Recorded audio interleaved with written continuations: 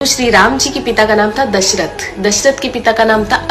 अज के पिता का नाम था नाभाग, नाभाग के पिता का नाम था ययाति, ययाति के पिता का नाम था नहुष, नहुष के पिता का नाम था अम्बऋषि, अम्बऋषि के पिता का नाम था प्रशुश्रुक, प्रशुश्रुक के पिता का नाम था मरु, तो मरु के पिता का नाम था शिग्रक, शिग्रक के पिता का नाम था अग्निवर्ण, अग्निवर्ण के पिता का नाम था सुदर्शन, सुदर्शन के पिता का नाम था शंखण, शंखण के पिता का नाम था प्रवड्ड, प्रवड्ड के पिता का नाम था अंशुमन, अंशुमन के पिता का नाम था दिलीप,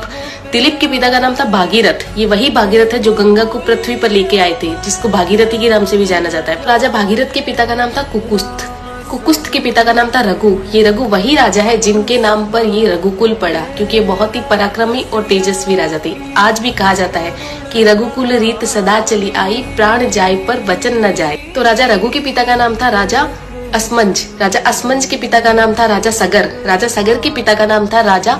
असित, राजा असित के पिता का नाम था राजा भरत, राजा भरत के पिता का नाम था ध्रुव संधि, राजा ध्रुव संधि के पिता का नाम था राजा सुसंधि, राजा सुसंधि के पिता का नाम था राजा मानधाता, मानधाता के पिता का नाम था युवानाश्री, युवानाश्री के पिता का नाम था दुंदुमार, दुंदुमार के पिता का नाम था त्रिशंकु, राजा त्रिशंकु के पिता का नाम था राजा पृथु, राजा पृथु के पिता का नाम था अंडरण्य, अंडरण्य के पिता का नाम था राजा बाण, राजा बाण के पिता का नाम था विवस्वान, राजा विवस्वान के पिता का नाम था राजा मनु, राजा मनु के पिता का नाम था